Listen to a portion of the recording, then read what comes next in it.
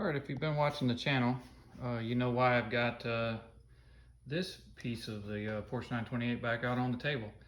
For those of you that didn't, this is the power steering pump. So I attempted to rebuild this a while back, put new seals in it and stuff because there was some leaks. That said, it was a fail. When I put it back in, it was not pumping. So I put something in there back in the wrong order as far as I know. So we pulled it back off the car, and I didn't film all that stuff because you can watch the last video to see how that came off and went back on.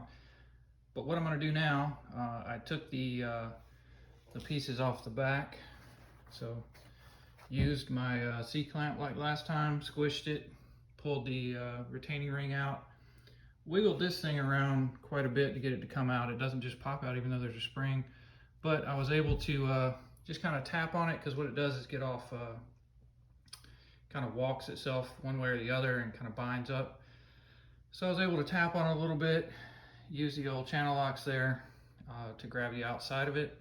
Not the this part here, but those pieces right there. And you can see there's a little bit of scarring on them, but not the end of the world. But that way I didn't have to pull the pulley and all that stuff back off on the front.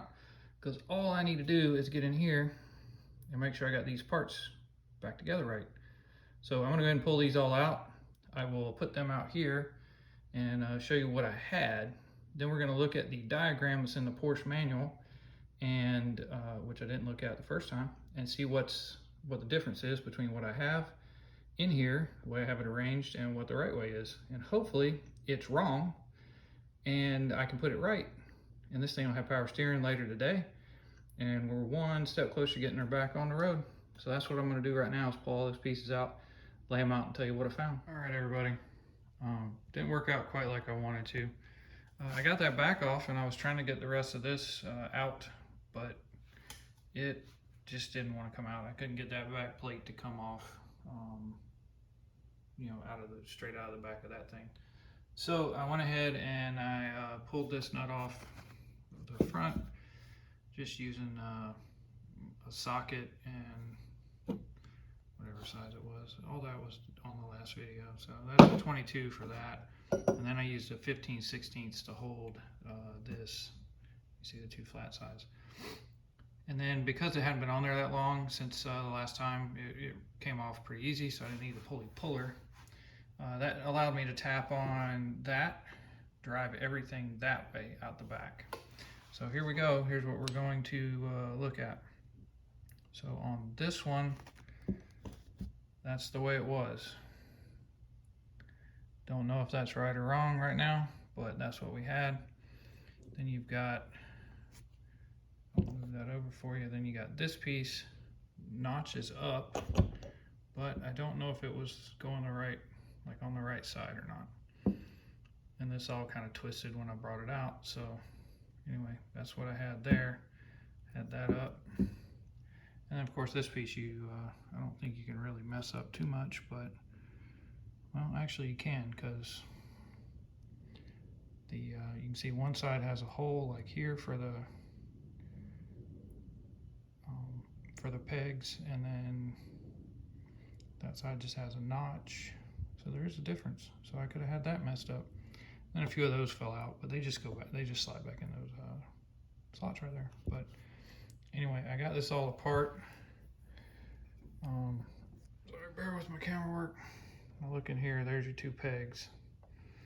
So now when I go to build this back up, I'm gonna look at the manual and see how they have it diagrammed and everything. There's also a video online where a guy successfully rebuilt his the second time. So shout out to him on that, but I'm gonna reference both of those, see if I can get this sucker back together and actually pumping fluid instead of not pumping fluid. So anyway, that's what we're gonna do. So I'll get back with you when I got my my references and stuff, and then we'll put all these parts back inside of this thing. Okay folks, back at you here. Had a quick snack, but here is the diagram that comes out of the Porsche manual. You can find that online. I just printed out a page, but what you got to pay attention to apparently is this is the orientation of the pump. So if you notice where the disc comes in, you can't see it because they covered it up with the rings and stuff, but right here where my finger is where the output is on the back of the pump.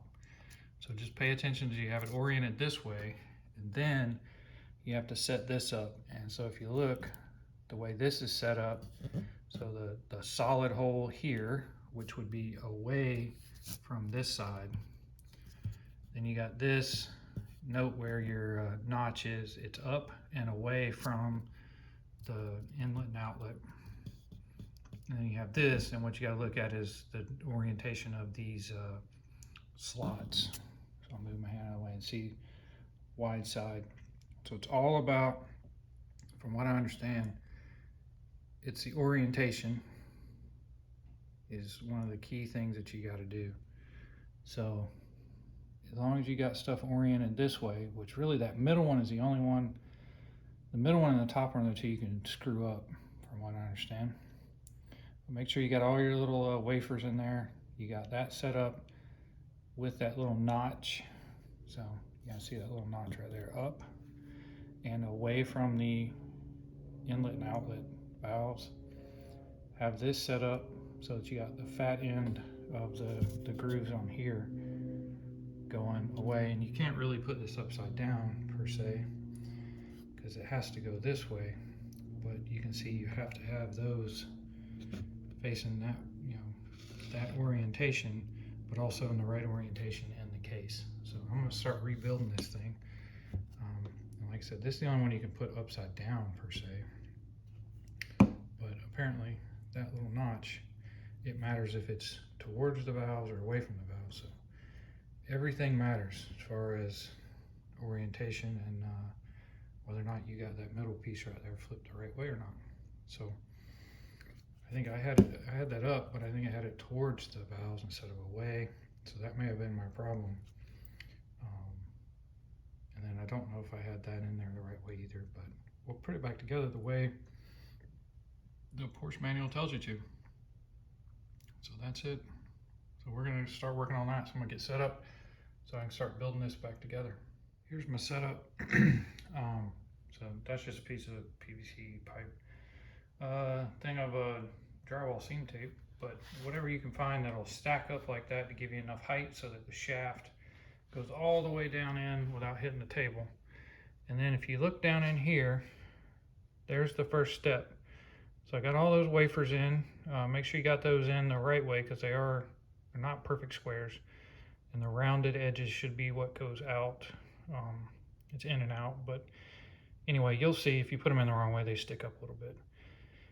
Anyway, over here you can see that shaft went through that hole where there's a full hole, and then this over here, the shaft is just up against that side.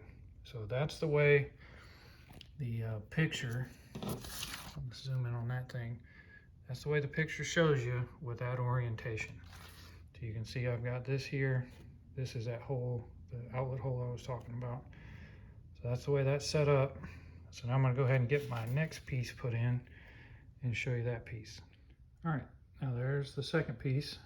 You can see there the orientation, and right over there is where that notch is, and it's up. So again, if we look back at our reference here, that's where that is.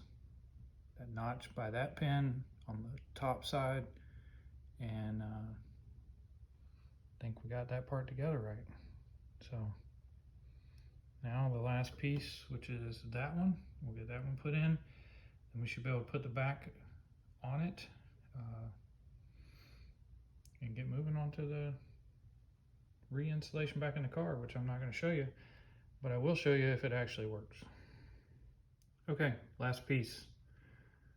That one's in.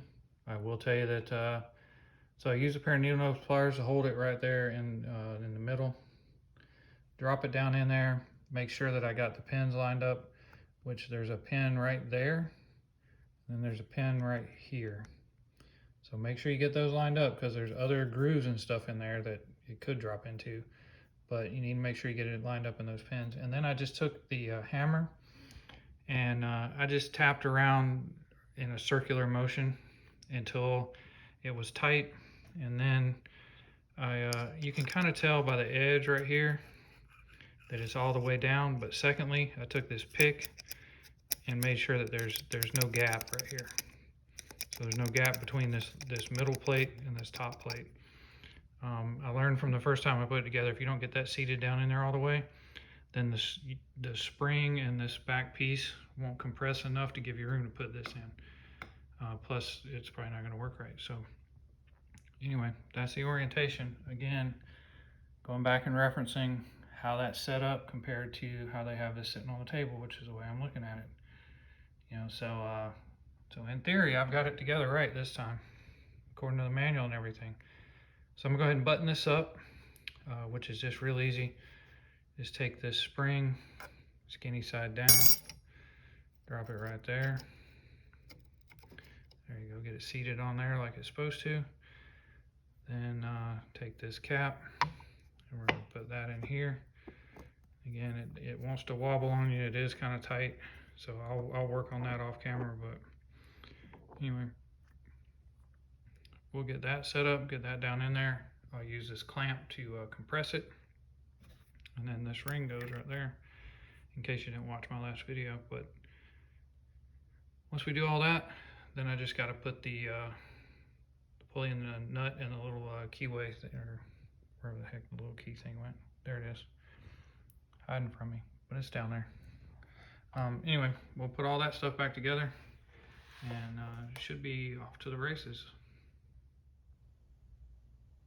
All right, there it is, back together. I did put the pulley on the front first. That way, as I was pushing, trying to squish it to get this back piece in, I didn't basically end up pushing the shaft back out the back side. So anyway, that's all back together. Pulley's on and torque down. There's a torque setting for that in the manual, but I think I want to say it's like 30 foot-pounds or something like that. I'm not gonna lie and tell you that I tested it, but it's tight. So anyway, that's all back together. Got your clip in it. Everything's ready to go. There's the numbers on this one, if you were interested in any of that stuff. It's upside down. How about I do it that way for you if I'm gonna show you numbers? But there you go. That's all the stuff there. I did have it put in wrong. I know I did. So hopefully now it's gonna actually pump. But the next thing I should show you is functional power steering. So wish me luck. That's what will hopefully be the next thing you see, because I'm not going to bore you with putting it back in. Hey guys, playing in the background, but here's some good news. We filled this up all the way to the top, and then started following the procedure for bleeding this thing, which is to fill it to the top, crank the motor over, let it run for a couple seconds, and then come back here and see if it sucked any of the fluid down, which it did. And you just keep repeating that, but don't ever let it let this go down to empty, because if it does, it'll start sucking air back in the system.